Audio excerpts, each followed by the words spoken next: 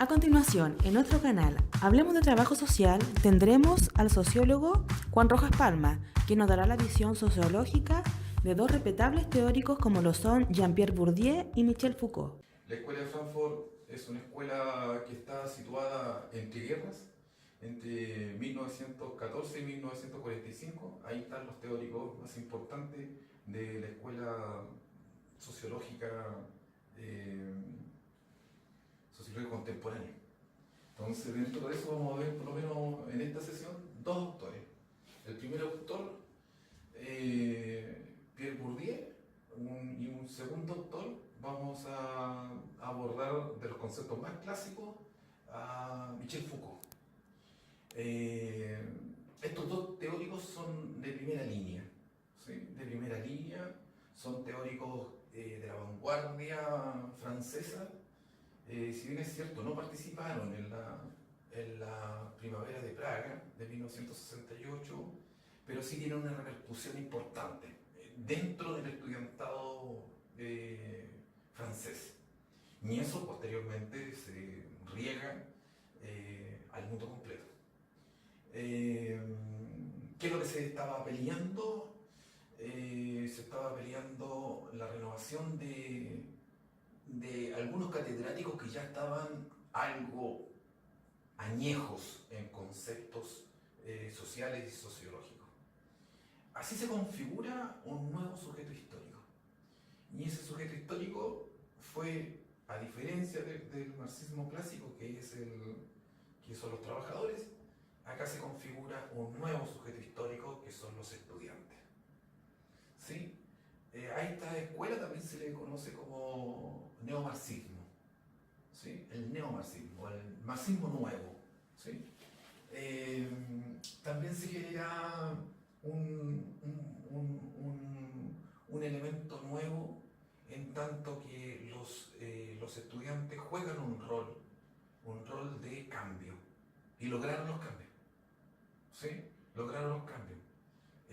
Por ejemplo, Michel Foucault supera a Althusser, ¿sí? Supera a Althusser al ingresar al Partido Comunista, pero también ocupa la cátedra de Jean-Paul Sartre, ¿sí? Entonces, con el existencialismo.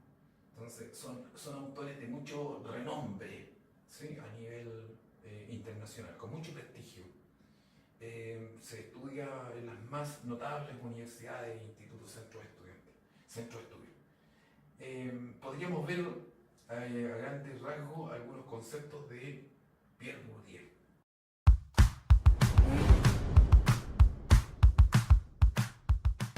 Bueno, para Pierre Bourdieu, lo más clásico son estos tres conceptos, ¿sí? Por lo menos lo que nos interesa y nos convoca.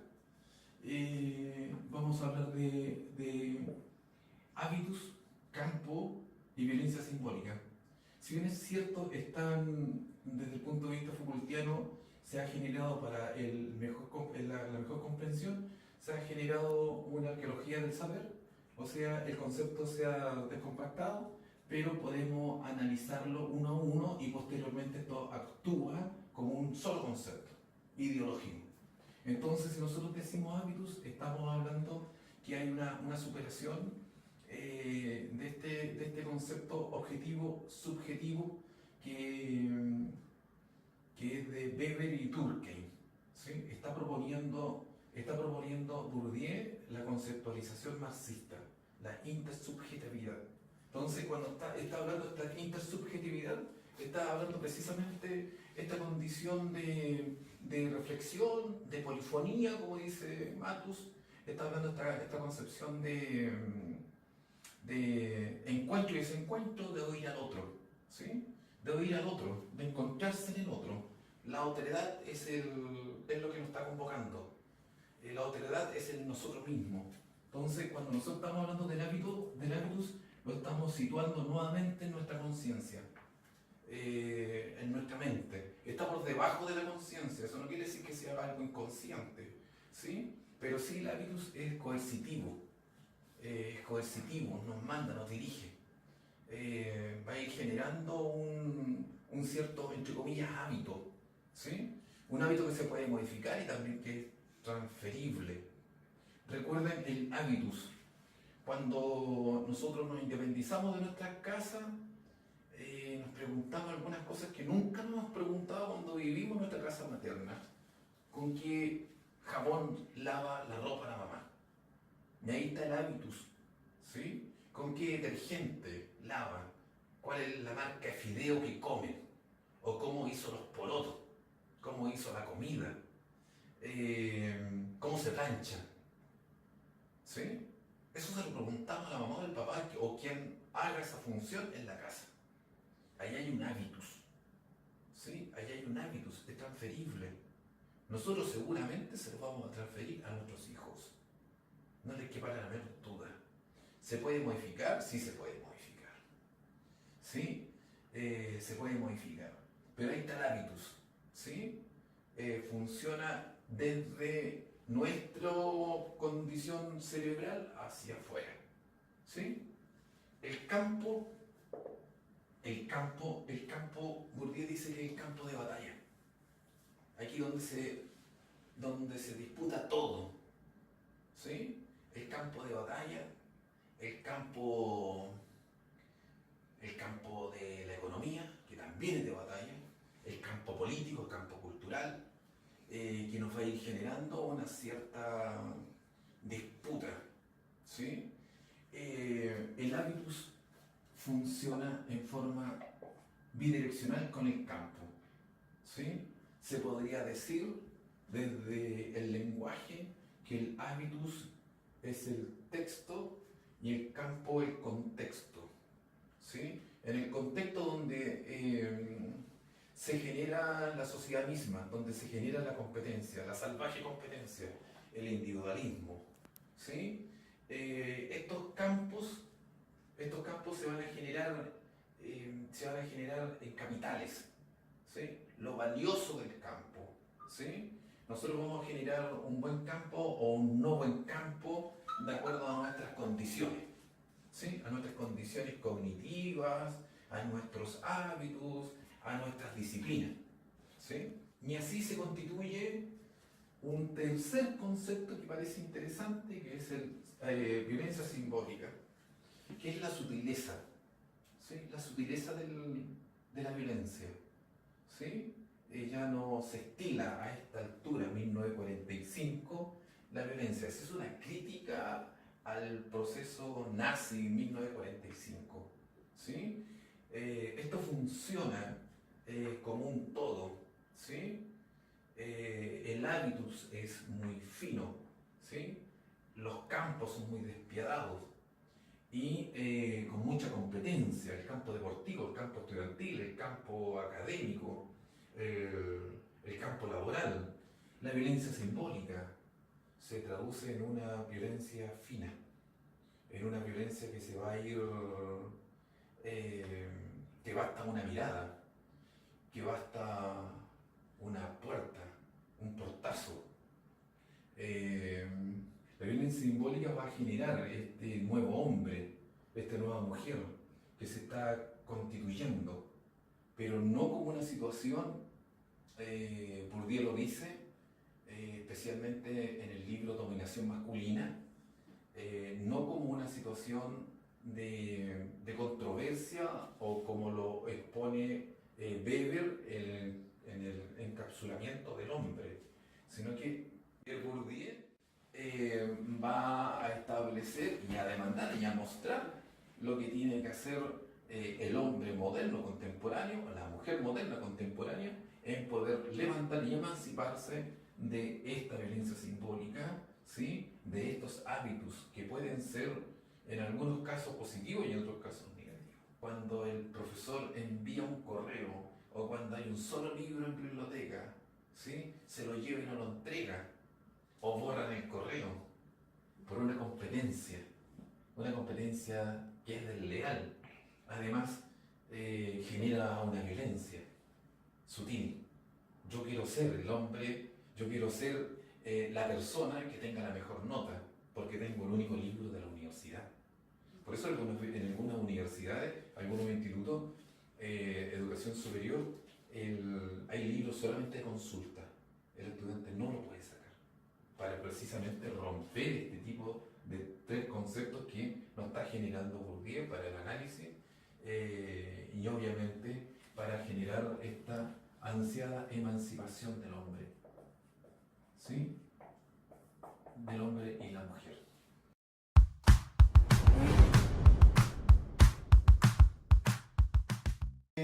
Vamos a abordar a un teórico de primera línea, contemporáneo de Pierre Bourdieu, Michel Foucault, un teórico de trinchera, como le llamo, ¿sí? Michel Foucault tuvo el aporte hacia las ciencias sociales de dar luz a sujetos históricos distintos, ¿sí? Dentro de los sujetos históricos habló de la locura, ¿sí? De la locura, que fue su tema de tesis doctoral. También habló sobre la sexualidad, ¿sí? Y sobre lo carcelario.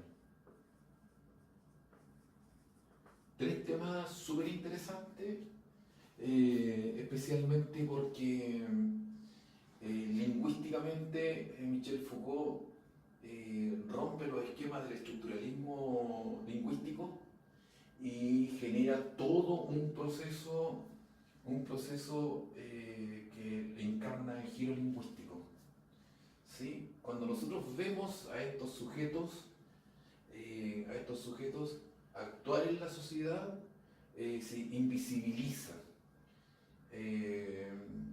Michel Foucault sentencia que la realidad o la sociedad es invisible, a menos que lo digamos. Cuando evidenciamos la sociedad o lo que estamos haciendo existe. Solo lo que se dice existe. Solo lo que se muestra existe. ¿Sí? Aquí hay un cierto pragmatismo en el sentido de la existencia. ¿Sí? Recuerdo lo que dice Jean-Paul Sartre: el hombre es evidentemente o está convocado irrevocablemente a la felicidad. ¿Sí? No existe la tristeza. Aquí, cuando entrevista a los medios de comunicación social, ¿sí? que lo podemos ver en otra oportunidad, especialmente con Horkheimer y Adorno, que evocan el tema del cine, de la televisión, de la radio, y nosotros podríamos perfectamente incluir la internet. Se invisibiliza. En la locura, cuando se habla de la locura, se habla desde el psiquiatra. Cuando se habla de la sexualidad, se habla del especialista en sexualidad, del sexólogo, o de lo carcelario al gendarme. Pero me pareciera ser que la voz de los sujetos históricos se ve completamente invisibilizada hasta el día de hoy, ¿sí? Entonces, Michel Foucault es un hombre que no participa en la primavera de Praga, pero tiene un rol preponderante, ¿sí? Preponderante en los cambios societales que hubo en Francia, ¿sí? En esta oportunidad nosotros vamos a hablar de lo carcelario, ¿sí? Con un libro que se llama Vigilar y Castigar: el nacimiento de la prisión, y nos vamos a dedicar a dar una opinión sobre la disciplina, ¿sí?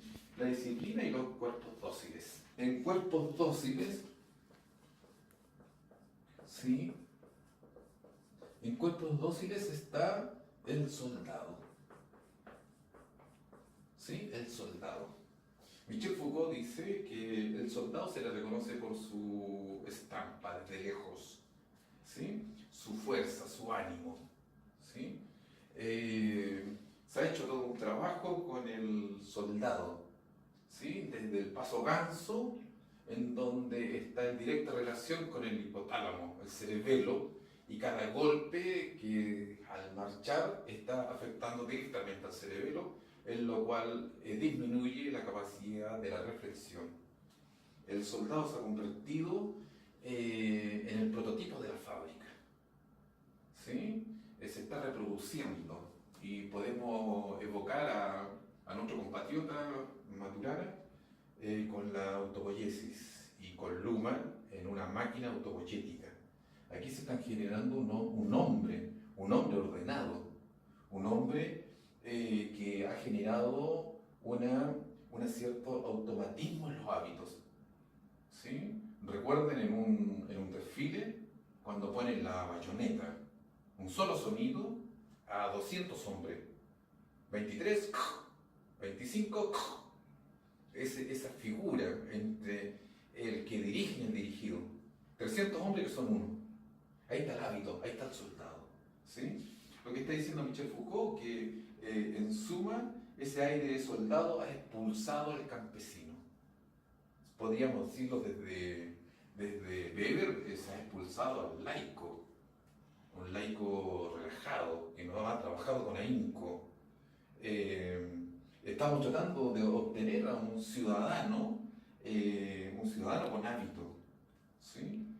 El objeto de estudio en este tiempo, que estamos hablando del siglo XVIII, que dura hasta el día de hoy, perdura hasta el día de hoy, se mantiene en el cuerpo. Un cuerpo tonificado, un cuerpo adiestrado, un cuerpo trabajado, un cuerpo manipulado. ¿A través de qué? A través de reglamentos militares, los reglamentos académicos, los reglamentos hospitalarios. En las universidades y en la educación superior existen los reglamentos.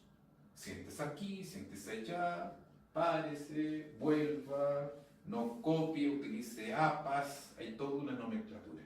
¿Sí?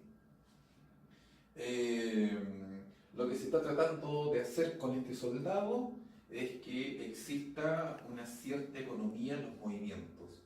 Si usted quiere dar vuelta la hoja de este libro, no la dé vuelta, sino ha comprendido lo que dice el texto. ¿Sí? Allí hay una economía. Si usted va a hacer un ejercicio físico, no detenga ese ejercicio mientras no esté tonificado el cuerpo.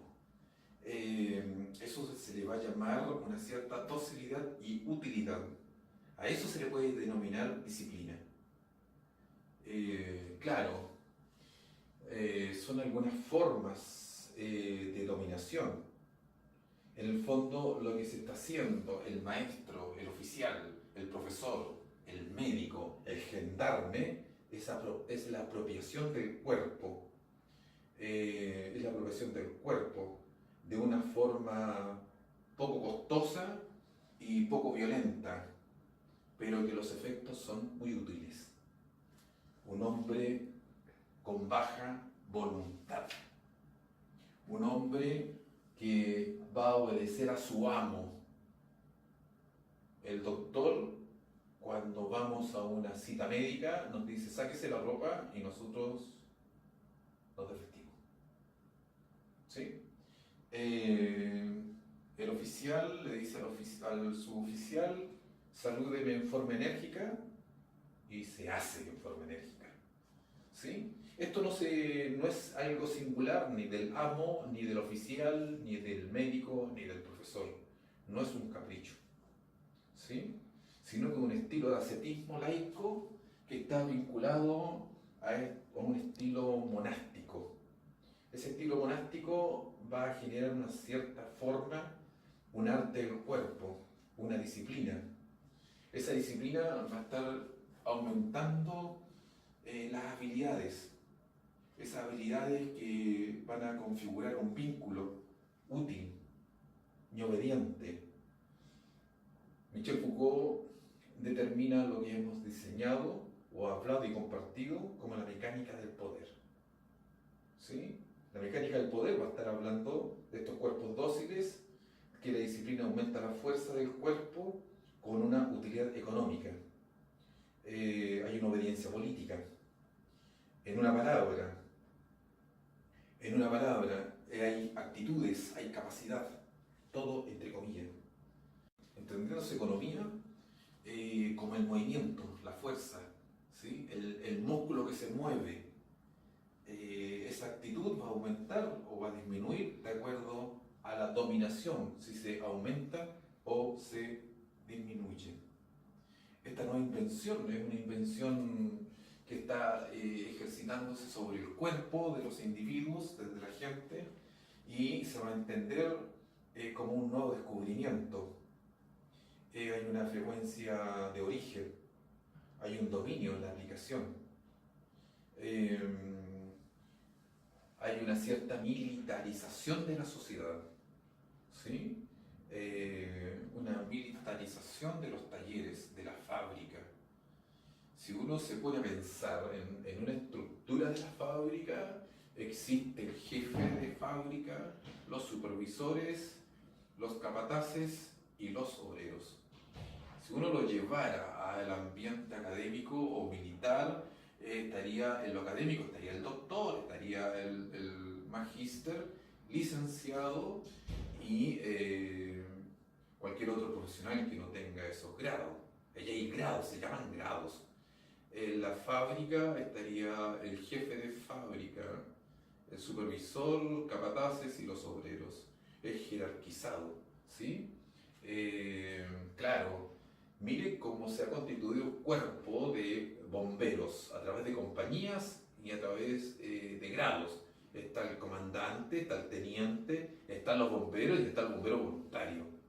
Está la compañía escalera, la compañía agua, la compañía 1, 2 y 3 y 4. ¿Sí? Esa configuración es una configuración militar. ¿Sí? Lo vemos. ¿Sí? En la salud está el médico, está la enfermera, está el tecnólogo médico, están los técnicos médicos y el enfermo. Si se dan cuenta, el soldado como el sujeto social preponderante, contemporáneo, es el que está en cuestión. Se ha hecho a nivel de historia, el hombre, este hombre, esta mujer se ha conformado a través de una disciplina tan rigurosamente como se puede cortar una piedra, ¿sí? En una forma racional. También aquí se configura el detalle es sutil. Este detalle sutil podría, desde Bourdieu, que lo vimos anteriormente, podría ser perfectamente la violencia simbólica, ¿sí? Aquí el detalle es importante porque el detalle está a la vista de Dios. No hay invención alguna, no hay mejor detalle, pero que a pesar que sea pequeño, tiene una importancia. Esa importancia va a estar en la contribución de las voluntades.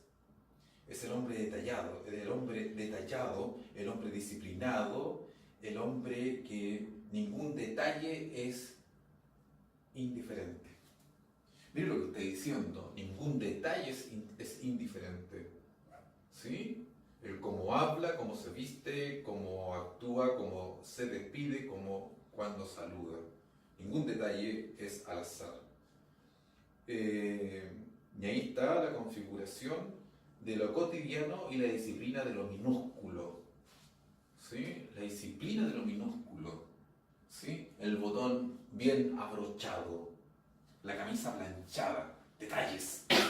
¿Sí? Detalles que tal vez no dicen nada, pero que durante largo tiempo se configura una mirada puntillosa, una mirada aguda, una mirada de inspector que pone en tela de juicio las menores partículas de la vida, que da un sentido en la escuela, en el cuartel, en el hospital, en el taller, en lo laico, en la racionalidad, en la economía del músculo y en lo finito, en el alfa y en el omega, está el detalle importante. ¿Sí? Mire lo que se pregunta Michel Foucault, ¿qué es lo que oigo? El mundo de los detalles. Cuando nosotros vemos esta configuración de la disciplina, del soldado, del detalle, del reglamento, de la militarización de la sociedad, nosotros podríamos llevar a concluir que sólo así se construye el hombre moderno. Cuando uno está hablando del arte de la distribución, está diciendo precisamente por qué esa mesa está ahí y no en otro lado. ¿Sí? ¿Por qué la silla está en ese disposición, por qué la ventana está así. ¿Sí? Aunque no crean, las disposiciones están para poder vigilar y también castigar. ¿Sí? Veamos algunas. Entre más flexible sea el escenario que nos toca desenvolvernos, más fina va a ser la disciplina. El desplazamiento va a configurar también una cierta forma de disciplina. En alguna oportunidad trabajé en algunas organizaciones, entre comillas, humanitarias, que no las voy a nombrar, y los dormitorios para las personas realmente parecían un sepulcro. Olores nauseabundos, lugares poco adecuados, poca ventilación, servicios higiénicos obstruidos. Yo siempre pensaba por qué ocurre este tipo de situaciones en organizaciones humanitarias, reconocidos por todos. Michel Foucault dice: el sueño es la imagen de la muerte, el dormitorio es la imagen del sepulcro. Ahí me dio una entrada epistemológica, porque me dio la respuesta de que la vida de esos hombres o de esos seres ha sido siempre una vida despreciable. Y se lo hacen sentir incluso aquellas organizaciones humanitarias. Ahí está un cierto ascetismo, donde se enfrenta con la tentación de ver a un Dios acogedor, pero que le recuerda que ha tenido una vida desfavorable. Se lo recuerda constantemente, cuando están en la calle, cuando están en la plaza, cuando están alimentándose, cuando duermen. Tal vez esto también sirve para poder aplicarlo a las grandes barriadas obreras, en donde las casas son pequeñas, el SOSFAM no funciona y las escuelas están en huelga. Nos hacen acordar lo miserable de los miserables.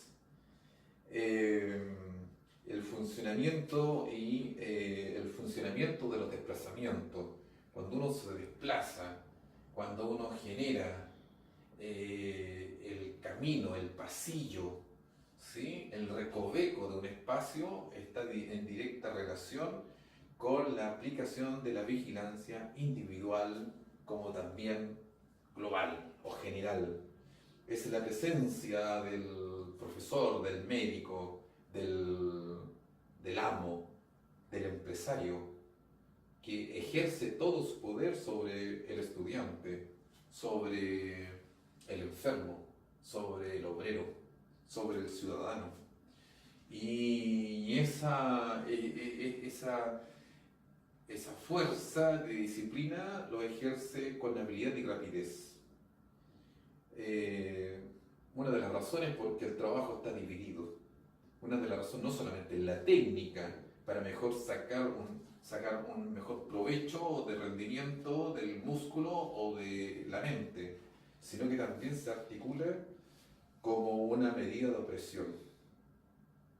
Ahí está la disciplina como un arte, la disciplina como un arte, la disciplina pensada racionalmente, que se ha transformado en diversas combinaciones de espacio, combinaciones de jerarquía, combinaciones de militarización, que son elementos intercambiables, que se ejercen sobre el cuerpo. Sobre el cuerpo separa lo bueno de lo malo. Es así que se han organizado la sociedad en celdas, en salas de clases, lugares, en rangos, escuelas. Aquí no encontramos razón cuando decimos que los colegios están divididos, los cursos están divididos, el A, el B, el C, el A matemático, el B, el de literatura, el C, lo que nadie quiere. Es la economía del tiempo, es la economía del gesto, lo sé rápido, profundo, ¿sí? voy generando un discurso de la disciplina, porque el empleo del tiempo es una vieja herencia. El tiempo nos va a generar este ritmo, estos ciclos de repetición. Quien pone o impone el tiempo, impone el ritmo. Estamos atrasados, ha llegado tarde, esto es para ayer, esto es para el tiro. Entonces eso viene desde los colegios, eso viene de los talleres, de los hospitales, del 1800, del siglo XVII. Es el rigor del tiempo industrial. Lo veíamos después, a principios del siglo pasado, con Henry Ford, que habla del tiempo solo, pero que esa concepción es Foucaultiana.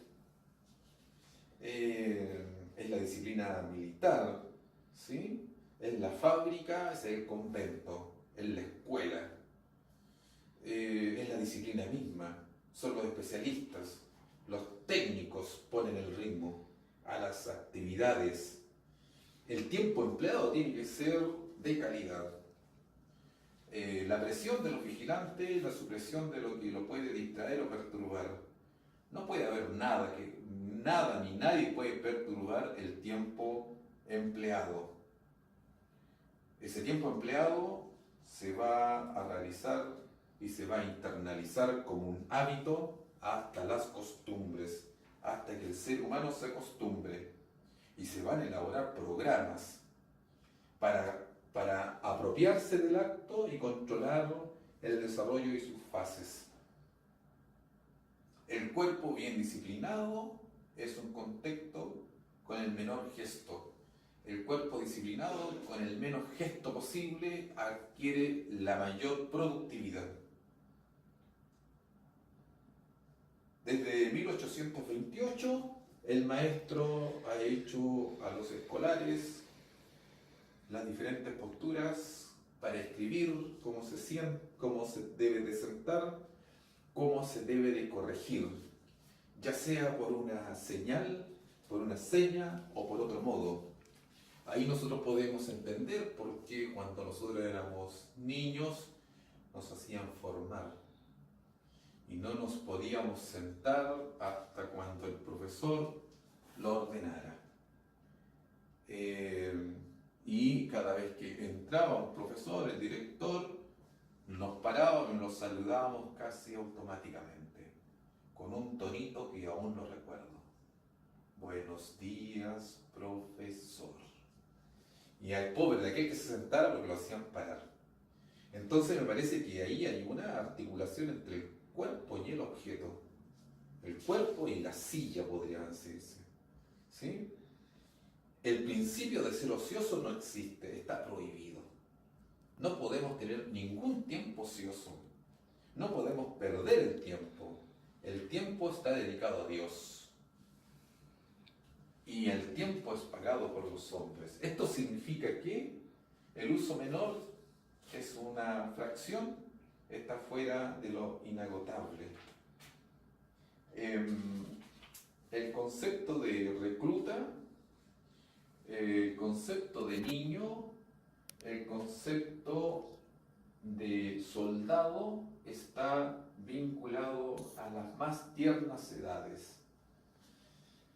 Dice Michel Foucault, desde 1780, dice que para hacer patria se adopta para educarlos en escuelas particulares en tiernas edades. De ahí uno comprende que nuestro héroe inmortal Arturo Prat entrara a la marina a los 14 años. Los ejercicios cada vez son más rigurosos en la medida que usted va avanzando en la vida. Se ha hecho mucho más perfecto y se va profundizando los conocimientos. Es así que la unidad de regimiento se puede diseñar a través de un batallón, de una sección, de una división, ¿sí? En el fondo, lo que se ha transformado en una técnica que se ha desarrollado también con el fusil. Un soldado disciplinado comienza a obedecer antes y en forma rápida y ciega, ¿sí? Ya no es un indócil, ya no titubea. Titubear sería un crimen, ¿sí?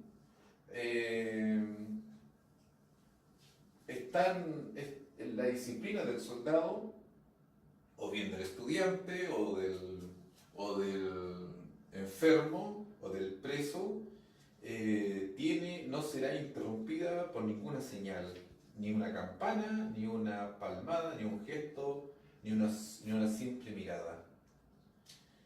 En resumen, lo que estamos diciendo, que la disciplina de la fábrica, a partir de los cuerpos, controla las individualidades.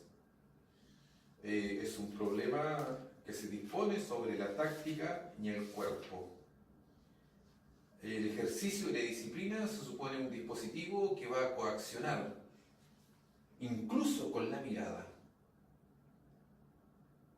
Cuando uno sigue a pie juntilla las disciplinas, hasta las piedras pueden volverse dóciles y cognoscibles.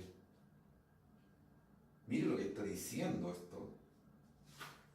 Educar los cuerpos vigorosos para prevenir el libertinaje. Entonces, lo que se hace riguroso también es la vigilancia. Desde la disciplina de la vigilancia, de la supervisión, es una función definida. Cada integrante dentro del proceso de producción es un personal especializado, distinto al obrero. Ahí estábamos hablando del capataz, del supervisor. La vigilancia se realiza en la medida que es una pieza interna del aparato de producción específico, ¿sí? La orden de vigilancia, están los admonitores, que es un sustantivo, un monitor que amonesta, ¿sí? Es una verdadera micropersonalidad del tiempo. Y cuando hay vigilancia, podemos hablar también del castigo. Del castigo. Ese castigo que es disciplinario, que tiene por función reducir las desviaciones. El castigo es ejercitar, es repetir. El castigo disciplinario no es la venganza, no es una ley ultrajada, sino su repetición, su insistencia redoblada. Castigar, para Michel Foucault, en su estudio, es ejercitar. Tanto se puede usar un castigo como también recompensas. ¿Sí? Usted conquiste los corazones de los niños, de los estudiantes, de los enfermos, y va a superar el problema de los estudiantes perezosos, de aquellos pacientes que no siguen el régimen de sanación, o de aquellos reos que no siguen los reglamentos carcelarios. Si no tienen una recompensa, será muy complejo, ¿sí? Muy complejo tener hombres disciplinados. Esas recompensas ya no son los castigos ni para evitar castigos. Hay algunos privilegios que pueden también ayudar a generar un mejor soldado, en este caso un mejor estudiante. Un privilegio sería a los estudiantes poderse eximir del examen. ¿Cómo se pueden librar del examen? ¿Cómo puedo yo adquirir esos puntos de privilegio? Solo el maestro podrá responder esas preguntas. En una palabra, el arte de castigar, el arte de hacer desaparecer, entre comillas, la clase vergonzosa, entendiéndose como aquellos que no apuraron el paso, que no se mejoraron, que no pasaron de curso o de nivel, están destinados a desaparecer. En definitiva, lo que está proponiendo Michel Foucault a través de cuerpos dóciles es la disciplina, como un primer momento, vigilar y castigar. En una sola palabra, nosotros podríamos inferir, jerarquizar, homogeneizar, excluir solamente en una sola palabra, en normalizar la disciplina, la vigilancia y el castigo.